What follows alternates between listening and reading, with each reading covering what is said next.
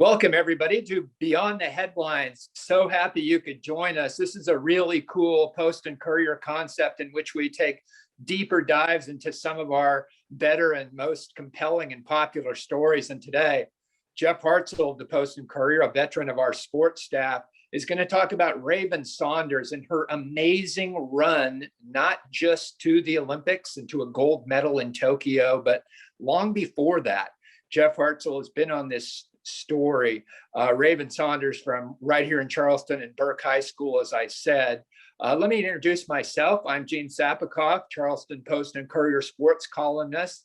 I've been at the Post and Courier for almost as long as Jeff Hartsell has.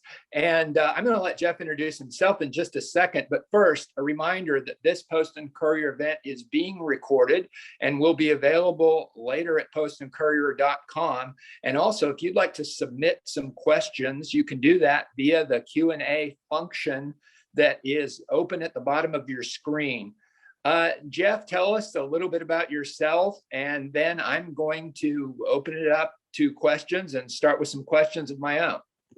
Well, Gene, as you mentioned, we've both been at the Post and Courier for quite a while. My father was in the Air Force, and we moved about every 2 years on average.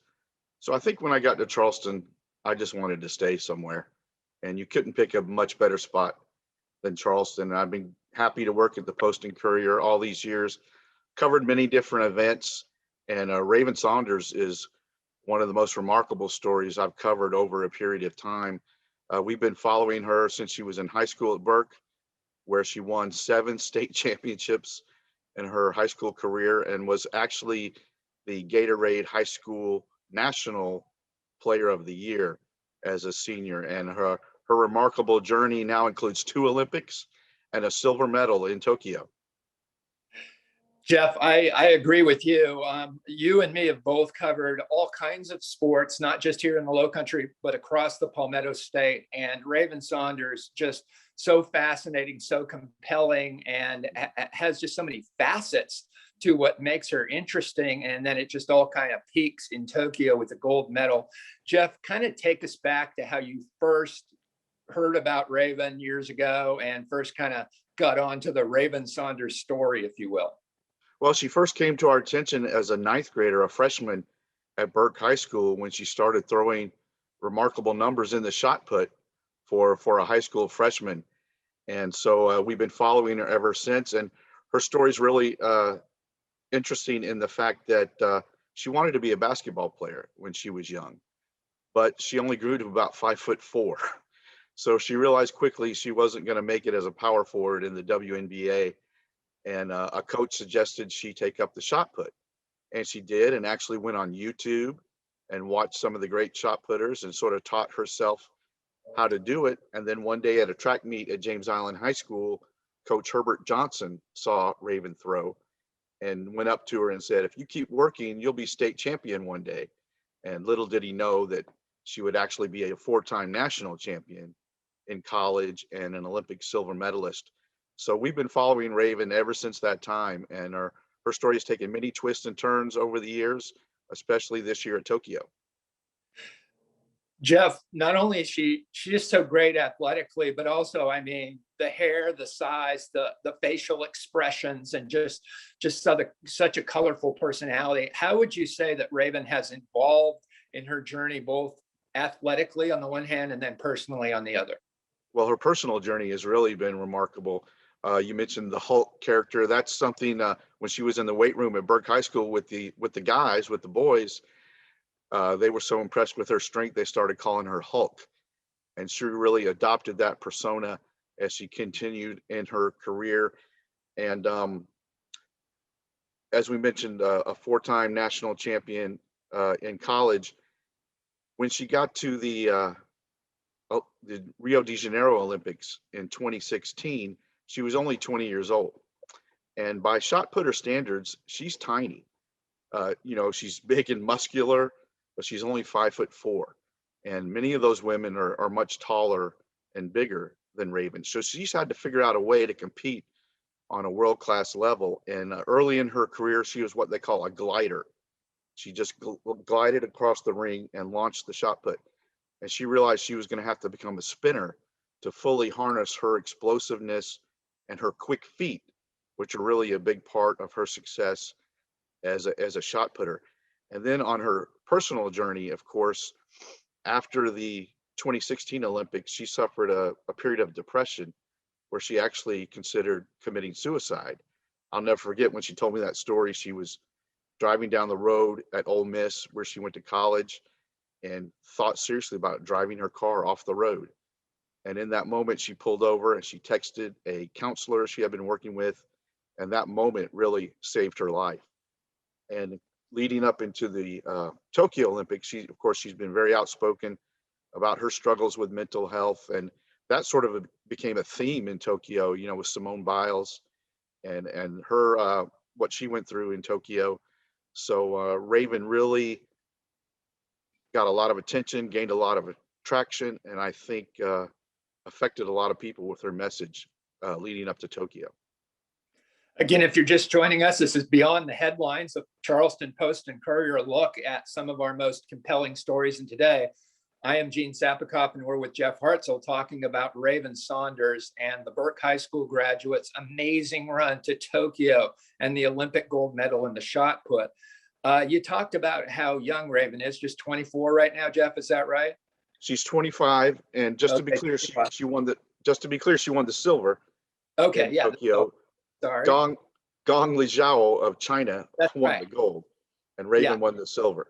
Yeah. So yeah, Raven won the silver, but I guess I'm already looking forward to gold in the next Olympics. And being so young relative to shot putters, Jeff, where do you see the future now in international competition for Raven? What's going down as far as that goes as you look into your crystal ball? Well, because Tokyo was delayed a year, Paris is only 3 years away now. 2024 Olympics.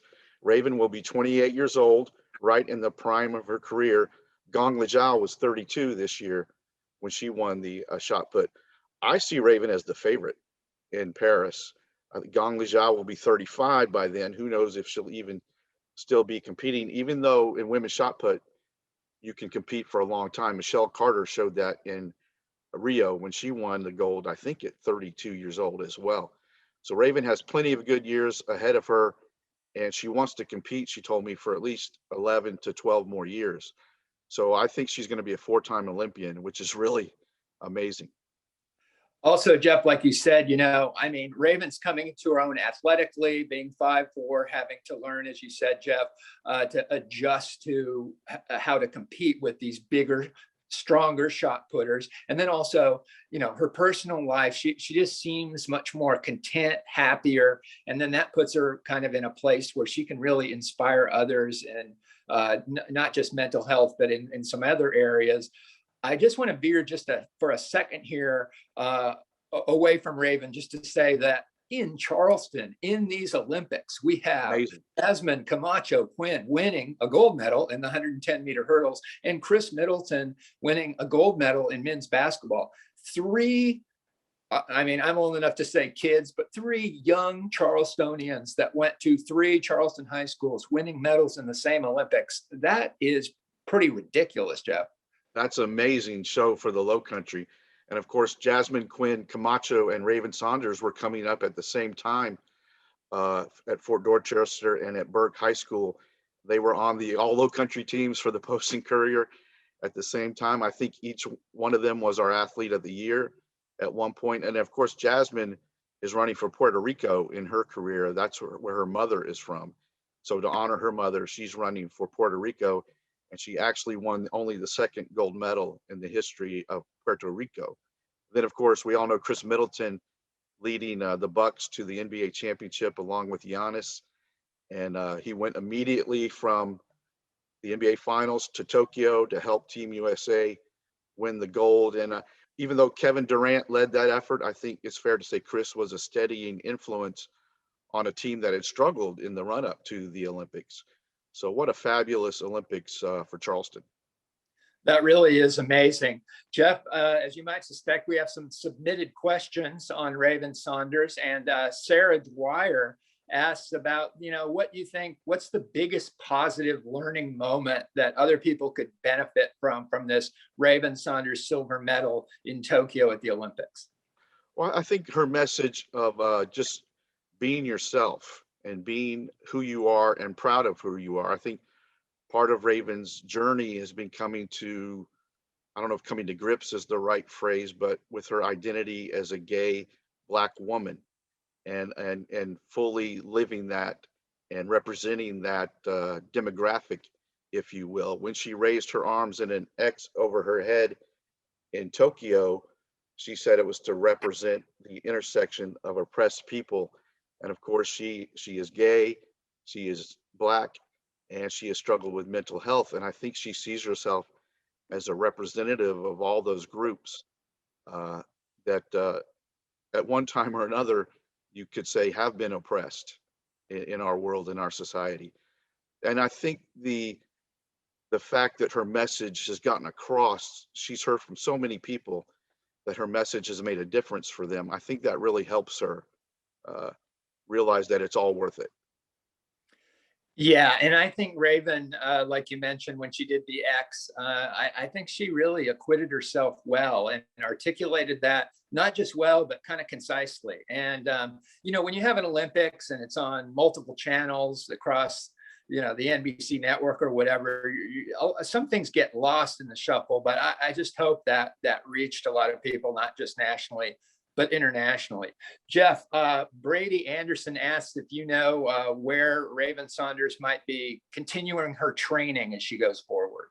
Yes, Raven is an assistant track coach at the University of West Alabama, which is near Tuscaloosa. She actually trains in Tuscaloosa with a coach at the University of Alabama. And Raven's younger sister, Tanzanita, will be attending West Alabama. She is also a shot putter. So Raven will actually be able to coach her sister, look after her sister. Of course, after the tragic death of her mother, the girl's mother, just 2 days after Raven won the silver medal in Tokyo. And her mother was aware before she died that that was the plan for Tanzi, to go to West Alabama to be with Raven there. And so I think that was some comfort to Raven to know that her mother knew that Tanzi was going to be taken care of. What a story! What a story, Jeff. I mean, you've been all over it. I'm so proud of you and the Post and Courier for being on this. But man, this could be a movie. It could be a documentary. It could be a 30 for 30. I mean, there's so many, layers to this thing. It could be, and it should be. Somebody should write that movie. Maybe it'll be you and me. But her Hulk persona, her story with mental health, the death of her mother, who was only 50 years old. What a shame. Clarissa worked at the Krispy Kreme on Savannah Highway for years and years. And many people knew her through the drive-up window at Krispy Kreme or going in the store. And when Raven made the 2016 Olympics, Krispy Kreme, the store and its customers were vital in raising money so that Clarissa and Tanzi could go to Rio and be with Raven during that Olympic Games. And of course, this year, due to COVID, families were not able to travel to the Olympics. So Clarissa was in Orlando with Team USA families that weekend after Raven won the silver when she died. So, and the funeral service was held a couple of weeks ago, really emotional and beautiful homegoing for Raven's mother. Jeff, Leslie W. asks if you know of any Raven Saunders clinics, shot put clinics. I believe she's done some things like that around here, but do you know of anything upcoming, or do you suspect that she might be able to do something like that around here? I don't know of any firm plans, but I'm sure that's something that would be right in her wheelhouse. And of course, she is so proud of Charleston. Every time she wins a major event, she makes sure to shout out Charleston and where she's from and Burke High School. So I'm sure, of course, now she lives mostly in Alabama. So maybe when the city of Charleston, I'm sure they'll honor Raven again. They had a Raven Saunders Day after Rio in 2016. Maybe when they do that again, Raven can find some time to take the kids over to Harmon Field across from Burke High School, where she used to train from the sidewalk, and teach the kids how to throw that shot. Jeff, we have a really good question coming in on the Beyond the Headlines Q&A function, which, as I said before, folks, if you're tuning in, is at the bottom of your screen. Feel free to use that. But one of the viewers asks, what sort of opportunities, commercial wise, financial wise, do you think could, endorsement wise, could come out of these Olympics? And Raven Saunders is silver medal for her. Do you see anything there possibly for the future? I do, and she's definitely going to be better off financially than she has been, and that's been part of her struggles as well. She told me a story once where she saw online someone had estimated her wealth at $1 to $3 million. So she posted a picture of her current bank account. It was minus 538 at that moment. So a lot of people don't realize that these Olympic athletes, especially in the minor sports with quotes like shot put, really struggle or can struggle financially. She's received sponsorship from Nike over the years and some grant money, but that only goes so far. So her opportunities after this Olympics are going to be much greater. I've been in contact with her agent, who is named John Nubian. She's got speaking engagements lined up. She's got some magazine cover shoots that she's going to be doing. I don't know if Raven ever thought she'd be a cover model for magazines, but she's going to be. And she even has a meeting with the NAACP coming up. She's not quite sure what that's going to be about. Maybe some sort of spokesperson, something like that. And then with her Hulk persona, somebody's got to tie in with Marvel Comics, I think. Yeah, Jeff, thanks for addressing that, because I think there are some tremendous opportunities for Raven Saunders after that silver medal in Tokyo. Once again, this is Beyond the Headlines, the Post and Courier's look at some of our most compelling stories. And today, I am Gene Sapakoff, sports columnist for the Post and Courier, with Jeff Hartsell of the Post and Courier, talking about Raven Saunders and her great run at the Olympics and what's in store for her in the future. What about the Burke High School community? They've had some really good athletes in the past, mostly in the conventional sports like football and basketball, but they have to be just so proud of Raven, and she just has to be such an inspirational figure to the kids down there near Burke High School on the peninsula. What can you say about that, Jeff? Yeah, she definitely is. After Rio, she made an appearance. Of course, they held a parade for her, and it started at Burke High School and wound through downtown Charleston. And every time both times she's been in the Olympics, they've had watch parties there at Burke High School. And the track at the Stony Field, where the Burke High School team is supposed to play football, they haven't been able to much in recent years. But that stadium is being renovated, and the track there is going to be named for Raven Saunders. So Burke High School extremely proud of Raven and all she's done and the way she represents the high school and the community. Post Tokyo, Jeff, has there been any Raven Saunders appearances in Charleston, or do you know what might be coming forward? I know Mayor Tecklenburg has said some really good things about her, and like you said, the Burke High School community and NAACP. I mean, anything else in store? Do you expect some things coming down? I do expect another Raven Saunders Day, and I don't know if there'll be a parade, but there'll be some way to honor Raven. Of course, as we said, she lives in Alabama now most of the time, so they'll have to make some arrangements. But Mayor Tecklenburg was at Clarissa Saunders' funeral and spoke there, and so he's as big a Raven fan as there is in Charleston. So I'm sure he'll do something, and the city council will do something to honor Raven as soon as they can get her into town. Jeff, who do you know who have been Raven Saunders' sort of primary mentors in shot put? Sure.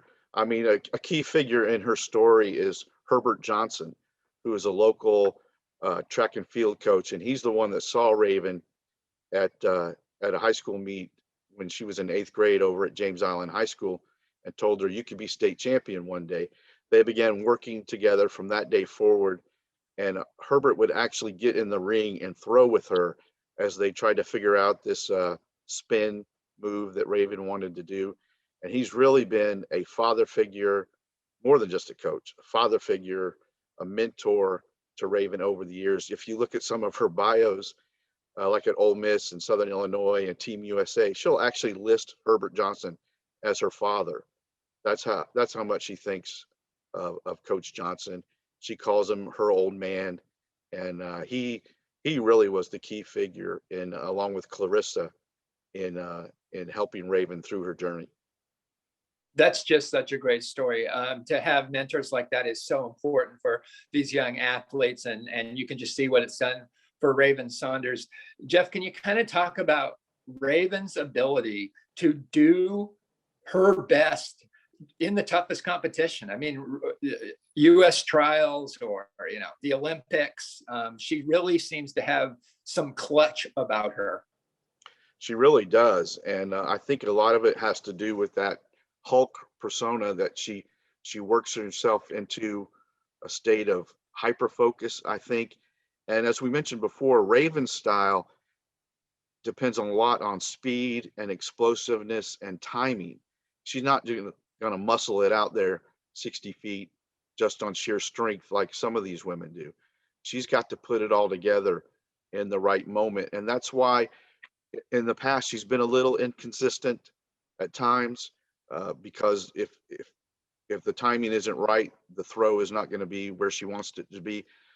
But she does seem to put it all together in the big moments. And the showdown with Jessica Ramsey at the U.S. trials was really remarkable as they pushed each other higher and higher. And I think Jessica set an Olympic trials record there when she won the trials and Raven finished second. But then in Tokyo, it was Raven who took the lead with her very first throw. And then it was up to between her and Gong Li Zhao. And Gong Li Zhao was just not going to be beaten that day. Every one of her throws was better than Raven's best throw. So she was just not going to be topped that day. But Raven did get the silver. And as we said, looking to Tokyo, she's going to be one of the favorites for the gold. I mean, looking to Paris, I'm sorry. Right, right. Can't wait for Paris. And like you said, with the Olympics being delayed for a year, it's just 3 years away now. So, what do you think, Jeff, about well, we have a question in the Q&A function. Somebody asked what competitions, the next big competitions that Raven has coming up. Sure. The World Championships are next year. So she'll be, she did not do well in the last World Championship. She only finished 12th. So that'll be something she'll really be motivated for, to show better at the World Championships. There is a pro track circuit that she will be competing on. It's not a lot of money, but it is some money. And that's what keeps them going between Olympics. And of course, the life cycle of an Olympic athlete, especially in sports like track and field, is so strange. The general public doesn't really pay attention until every 4 years when the Olympic comes along. But there is a pro track circuit that they compete on. The World Championships are next year, and then it'll be time to ramp up for the U.S. trials again and for Paris. And Jeff, adding to that craziness for Raven Saunders and all the Olympians in Tokyo, I mean, so she's competing in Rio. She's really aiming for 2020 in Tokyo and getting ready for that. And then, that's delayed by COVID. And even coming into a month before, a week before Tokyo, I mean, there were people, especially in Japan, saying maybe we shouldn't have these Olympics. How did Raven cope with that year-long delay mentally and physically? Well, I think it might have helped her a little bit because she was dealing with injuries in the past year or so. And I think the delay helped her find a way to get better. She had some hip issues. She went around the country to various doctors to try to get that taken care of. And it was only right before the U.S. trials that she really returned to full health. So I think in her case, the delay actually helped her.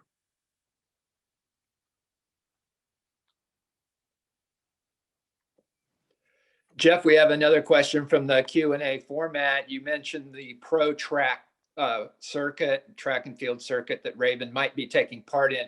What is the name of that circuit? Do you know?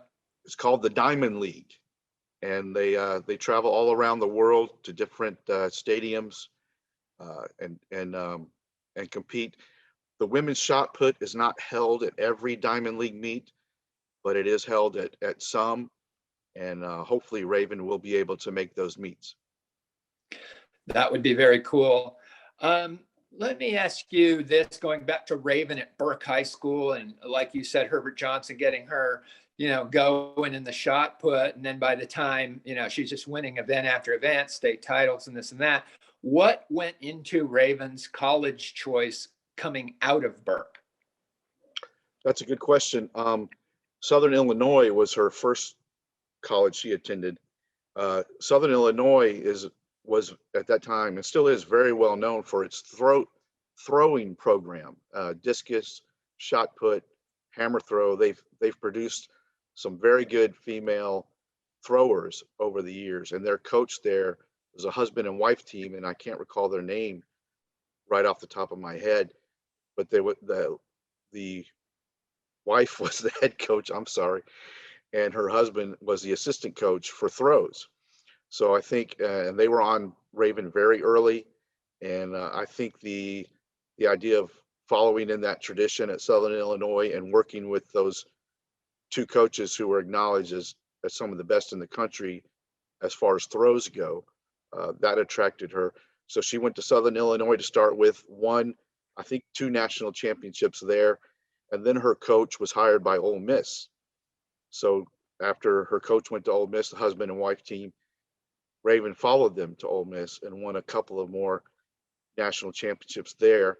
Then she went to Rio for 2016. And after that is when she started struggling a little bit mentally. And she left Ole Miss at that point to kind of get herself together. And fortunately for all of us, she was successful in doing that and is in a much better place now. Jeff, we talked earlier about this sort of golden age of Charleston Olympians. Raven Saunders from Burke High School, silver medal in Tokyo. Jasmine, Camacho, Quinn competing for Puerto Rico, gold medal in the 110-meter hurdles, went to Fort Dorchester High School, and then Chris Middleton, Porter Gowd, and Texas A&M, Milwaukee Bucks NBA champion, helps Team USA men's basketball win a gold medal. Is there anybody else on the horizon we should be keeping tabs on? And are all 3 of these kind of on target for more success in Paris, do you think? Well, I think Jasmine and Raven certainly are on target for more success in Paris. Jasmine Camacho Quinn was the top women's hurdler in the world this year, and it wasn't even really close. And her story also is remarkable. She also competed in Rio in 2016 and I don't know if she was a medal favorite, but she was very good.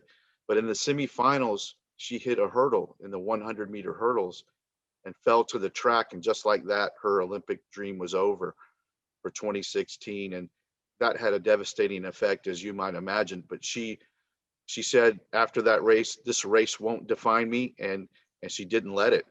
And she really came back strong.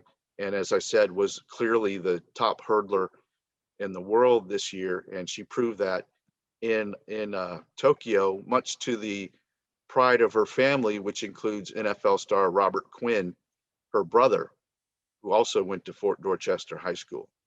And then as far as Chris Middleton, I think, and I haven't spoken to Chris about this, but I think his commitment this year to Tokyo, even after the NBA finals, I think the Olympics was really a dream of his. And I don't know if he'll be satisfied with this one appearance or if he'll want to do it again in 3 years.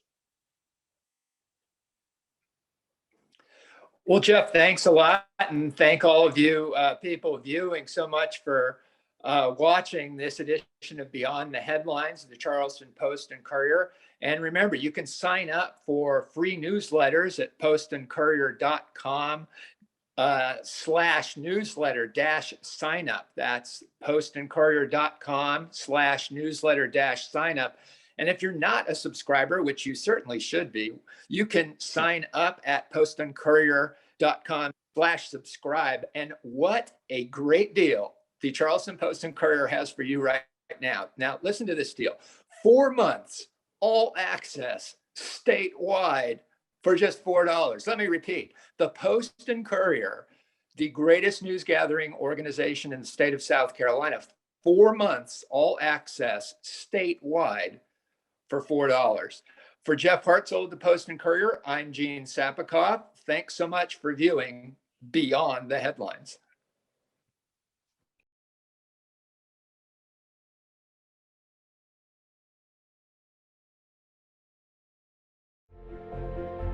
I know young reporters at different places really across the country that know the Post and Courier's name, and they know the work that we do here.